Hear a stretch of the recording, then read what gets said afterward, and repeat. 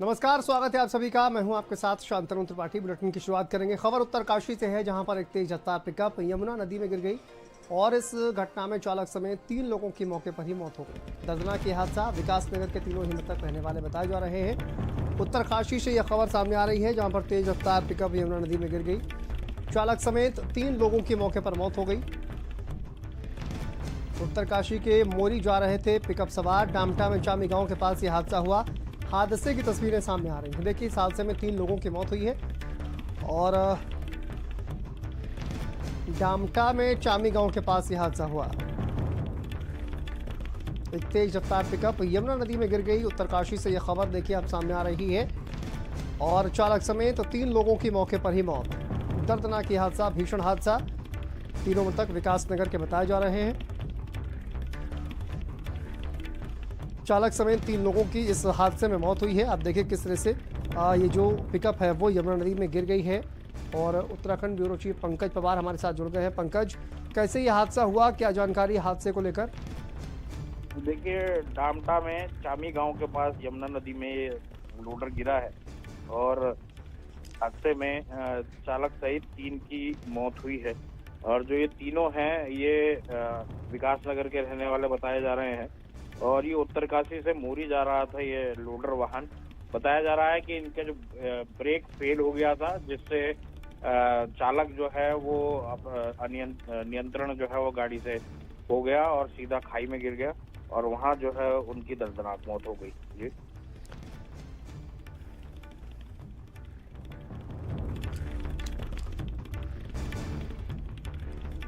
ठीक है पंकज, आप बने रहिए हमारे साथ। तो देखिए दर्दनाक ये हादसा। चलिए आगे बढ़ते हैं। अगली खबर देहरादून से है, जहां पर एक तेज रफ्तार कार सड़क के किनारे खड़े ट्रक में जा टकराई। कार सवार व्यक्ति की मौत हुई है, जबकि दूसरा एक ट्रक से घायल हुआ है। भीषण टक्कर में कार के परखच्चे उड़ गए। एक तेज रफ्तार कार सड़क के किनारे खड़े ट्रक में जा टकराई। हादसे की तस्वीरें सामने आ रही हैं। कार सवार व्यक्ति की मौत हो गई है, जबकि दूसरा व्यक्ति घायल हो गया। और देखिए, भीषण टक्कर में कार के परखच्चे उड़ गए। अमृतसर से विकास नगर आए हुए थे कार सवार। पंकज हमारे सहयोगी जुड़े हुए हैं। पंकज, ये हादसा कैसे हुआ, क्या जानकारी है? ये देर रात का मामला है और अगर कहा जाए तो पिछले काफी दिनों से जो है पचवादून इलाके में लगातार सड़क दुर्घटनाएं हो रही हैं और क्योंकि सीधी सड़क है इसलिए लोग तेज भगाने में भी कोई कोर कसर नहीं छोड़ते हैं। तो ऐसे में अब स्थिति ये है कि कल रात में ये दुर्घटना हुई है। देर रात में भी नहीं, लगभग सुबह के समय की लगभग एक घटना हुई है और सड़क के किनारे खड़े ट्रक पर ये जो गाड़ी है चंडीगढ़ से जो आ रहे थे, जो उनकी गाड़ी जो है वो टकरा गई। वो अपने रिश्तेदारी में मिलने आ रहे थे और उसमें उनकी मौत हो गई। एक अन्य शख्स जो है वो घायल हो गया।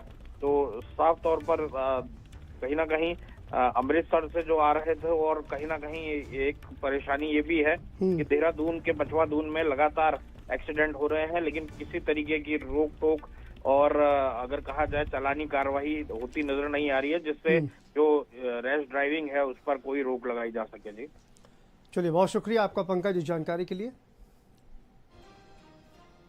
चलिए आगे बढ़ते हैं। हरिद्वार के धनपुरा में हुए धमाके की कहानी में अब एक चौंकाने वाला मोड़ सामने आ गया है।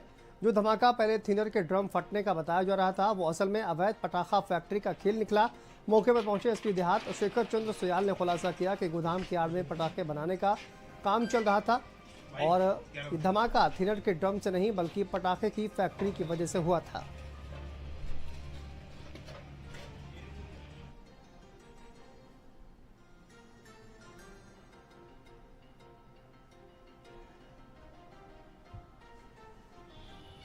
देखिए, गोदाम की आड़ में पटाखे बनाने का खेल यहाँ पर चल रहा था और गोदाम में धमाके के मामले में ये बड़ा खुलासा किया गया है। पहले बताया गया थिनर का ड्रम फटने की वजह से ये धमाका हुआ, लेकिन पटाखे की फैक्ट्री एक्चुअल में यहाँ पर चल रही थी और उसी वजह से ये जोरदार धमाका यहाँ पर हुआ था।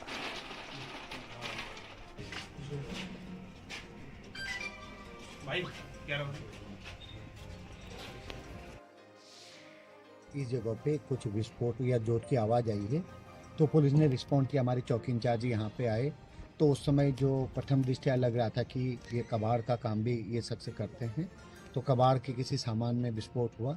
लेकिन उसके साथ ही सर्च किया यहाँ पुलिस ने, थोड़ा संदिग्धता लगी और शायद लोगों का जो बाहर लोग इकट्ठा थे उन्होंने भी कहा कि यहाँ हो सकता है पटाखे बनाने वाला काम इलीगली हो रहा हो। तो इस बिहाफ पे पुलिस ने प्रॉपर्ली पूरे घर को सर्च किया, तो यहाँ काफ़ी ऐसा सामान जो पटाखे बनाने में इस्तेमाल होता है वो हमारी टीम को मिला है। मालिक से या जो यहाँ पर उपस्थित थे उनसे मालिक तो फरार है, सुबह से पुलिस को नहीं मिल पाया है। तो बाकी लोगों ने उसका जो एक सर्टिफिकेट या एक लाइसेंस होता है वो दिखाने से वो नहीं दिखा पाया। तो उस बिहाफ पर ये प्रथम दृष्टया यही लग रहा है कि ये जो पटाखे बनाने का इलीगल काम यहाँ पे हो रहा था। और हरिद्वार से संवाददाता संजय हमारे साथ जुड़ गए हैं। संजय, ये पूरा मामला क्या है? पटाखे की फैक्ट्री वहां पर चल रही थी, पहले कुछ और बताया गया और उसके बाद ये पटाखे की फैक्ट्री वहां पर निकली, क्या जांच में अभी तक सामने आया है?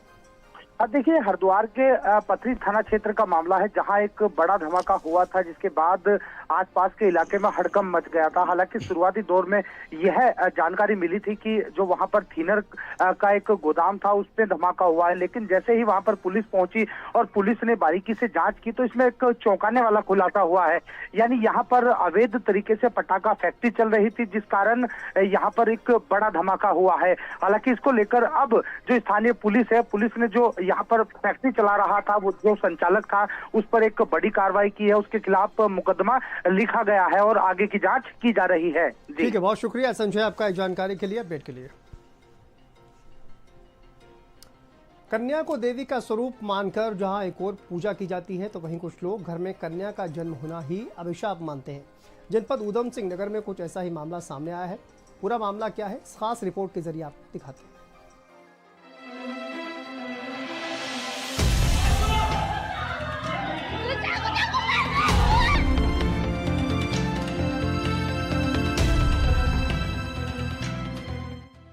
आप तस्वीरें देखकर सन्न रह जाएंगे, जहां एक मां को बेटी को जन्म देना इतना महंगा पड़ गया कि ससुरालियों ने विवाहिता पर जानलेवा हमला कर दिया, जिससे विवाहिता गंभीर रूप से घायल हो गई। जहां पीड़िता अस्पताल में जिंदगी और मौत के बीच जंग लड़ रही है।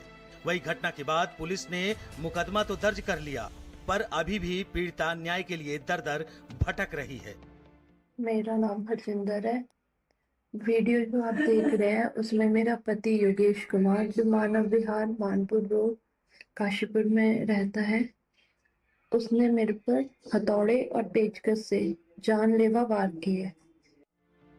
पूरा मामला जनपद उधम सिंह नगर के काशीपुर क्षेत्र अंतर्गत ITI के महादेव कॉलोनी से है, जहां पर जर्नैल सिंह अपने परिवार के साथ हंसी खुशी के साथ रहता था।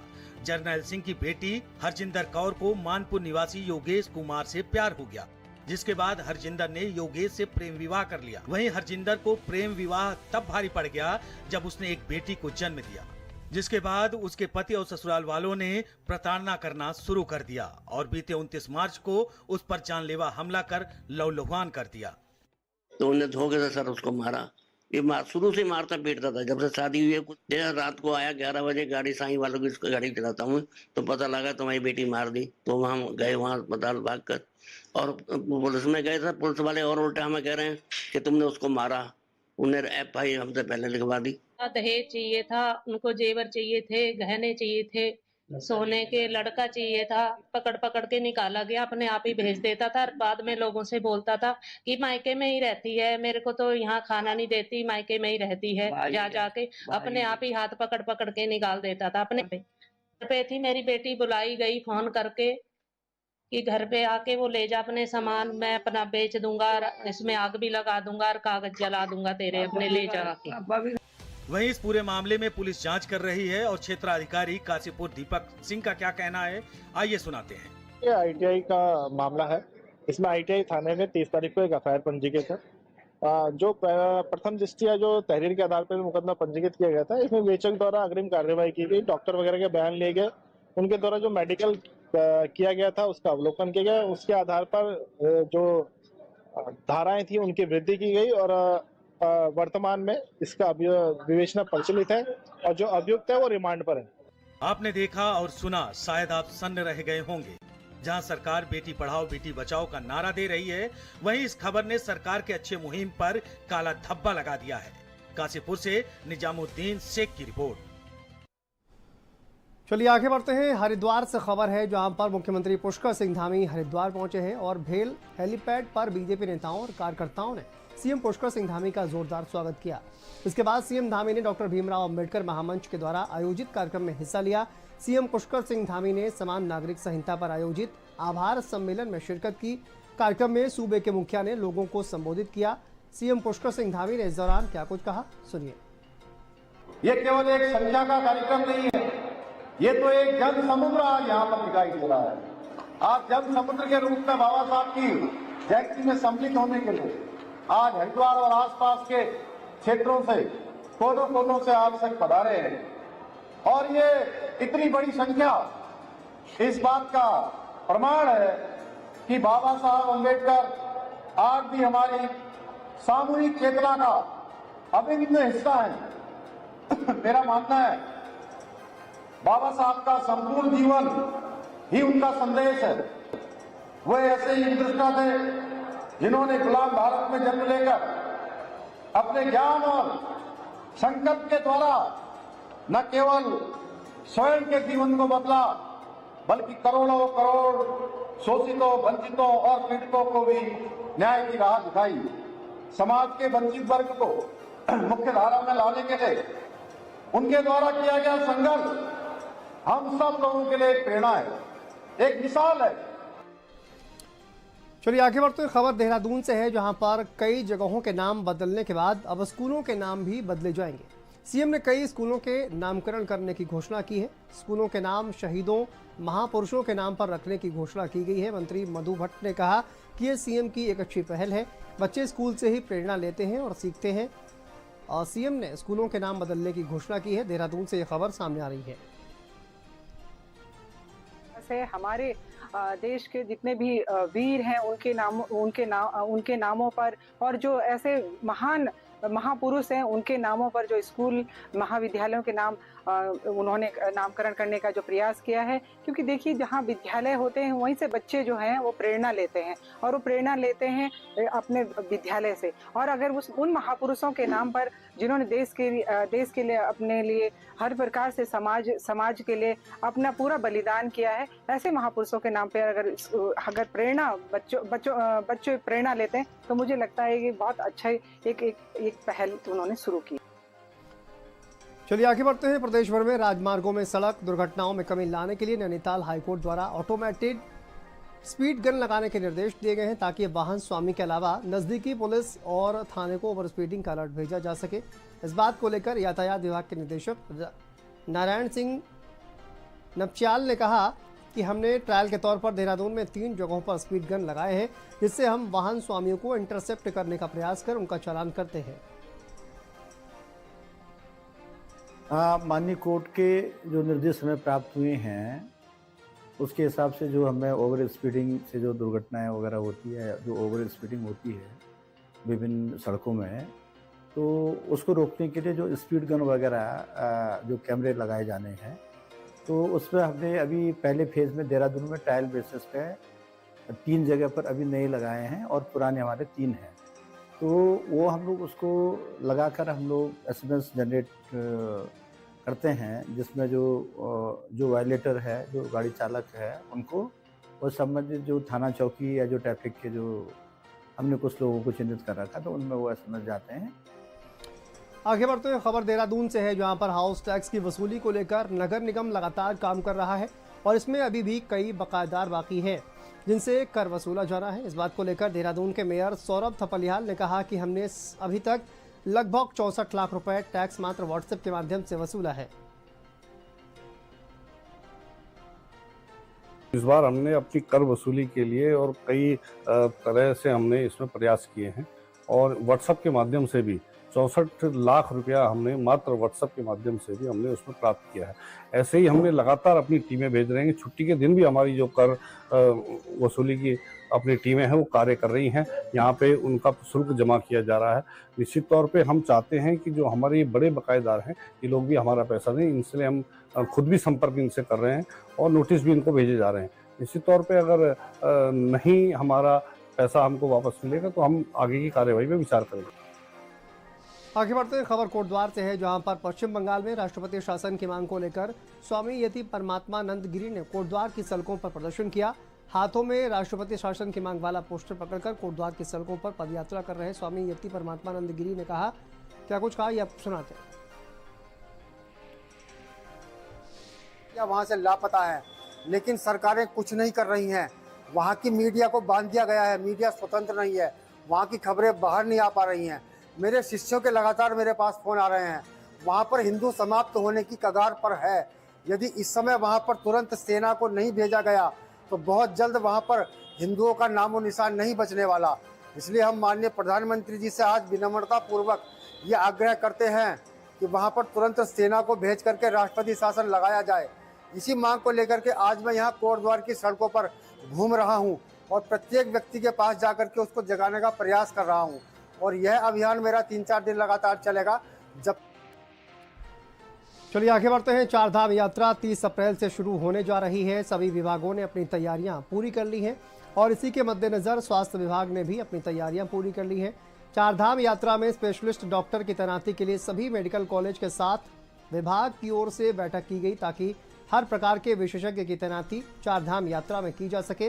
साथ ही स्वास्थ्य विभाग ने इस बार यात्रा के दौरान तैनात डॉक्टरों को किसी भी तरह की परेशानी का सामना न करना पड़े, इसके लिए डॉक्टरों के खाने और रहने के लिए पर्याप्त व्यवस्था भी करने के निर्देश दिए। जितने भी यहाँ पर मेडिकल कॉलेजेस हैं, प्राइवेट और सरकारी, सभी इन लोगों की एक मीटिंग ली थी जिसमें हम लोग भी थे। तो उसमें से मेडिकल कॉलेज से बात हुई कि भाई आप लोग कौन कौन से स्पेशलिस्ट हमको दे सकते हैं, क्योंकि हमारी यात्रा का जो पहला दौर है वो जो कि आपके बरसात शुरू होने से पहले और अभी स्टार्टिंग से वो बहुत इम्पोर्टेंट होता है, सबसे ज़्यादा भीड़ उसी में आती है। तो हमको स्पेशलिस्ट की बहुत ज़रूरत है क्योंकि हमारे पास कमी है इस चीज़ की, जैसे कि फिजिशियंस हैं, गायनिकोलॉजिस्ट हैं, एनेस्थेटिस्ट हैं। तो इस तरह से जो है एक सर्जन, तो एक वहाँ पर अच्छी मीटिंग रही जिसमें कि हर मेडिकल कॉलेज ने कोई ना कोई स्पेशलिस्ट देने के लिए वादा किया उन्होंने।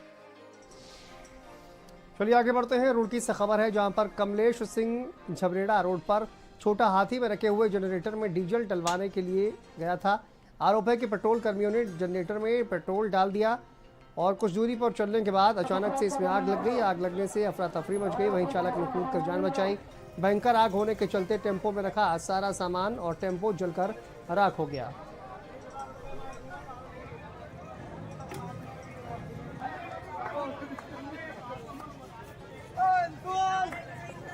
मैं यहाँ पे नहीं था, लेकिन जो मेरे मैनेजर साहब है, जैसा उन्होंने बताया है कि एक डीजे आया और उसमें जो है ना जनरेटर में तेल डलवाने के लिए बोला। जनरेटर में तेल क्या दे, में यहाँ पेट्रोल पंप पे डलता नहीं है, लेकिन यहाँ हमने कई बार मना करने के बाद में भी हमारे से झगड़ा करने को तैयार रहा है और बोतल में भी तेल मांग रहे हैं, हम उसको मना करते हैं, लेकिन तब भी झगड़ा करने को तैयार। हम प्रशासन से ये करेंगे कि इस तरह के परिसर में आकर जो काम करवा, उसी में एक घटना घटी कि वो डीजल जनरेटर पर चलते हुए जनरेटर को यहाँ लाया गया, उसके ऊपर छिंटा लगा और वो आग लग गई। और अब ये हमने अपने जो यंत्र थे उनसे आग पर काबू पाया गया और उस जनरेटर को बाहर निकाला गया। डीजल डलवा लो, तो मैं पंपे पे आया, गाड़ी के जो पंपे के मालिक है उन्होंने बोला कि भाई इसमें डीजल डाल दो। 2 बार बोला डीजल डाल दो, डीजल डाल दो, उन्होंने फिर भी पेट्रोल डाल दिया। मैं गाड़ी साइड में लगा दी। गाड़ी साइड में लगाने के बाद उन्होंने कहा भाई पेट्रोल निकाल दो। जैसे ही पाइप निकाला उसमें तुरंत आग लग गई। हाँ, पंपे के मालिक ने उसने कहा कि भाई इसे स्टार्ट करके आगे कर दे। मैं भाई स्टार्ट कैसा कर दूँ, उसमें आग लग रही है, मुझे मरवाएगा क्या। उसके बाद उन्होंने धक्का मार कर आग करवा दी। वो आग करवा के उसमें फिर वो ले गए आग बुझाने वाला, फिर पाइप वगैरह बाल्टी वगैरह कुछ गाँव गए, उन्होंने आग बुझाने की कोशिश करी, इतना सर सब जल गया।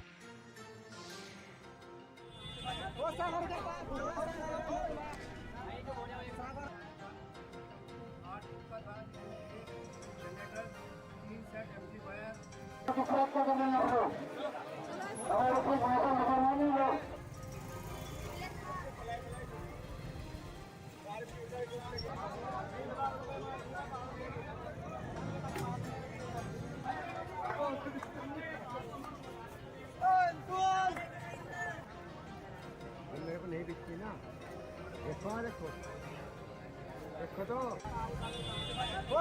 हुई है यहाँ पर।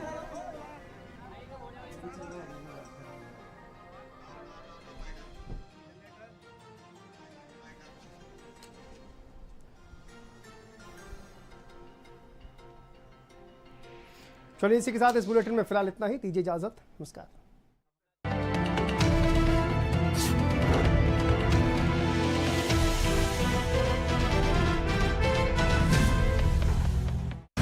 मौका बा, तैयार हो जाएं।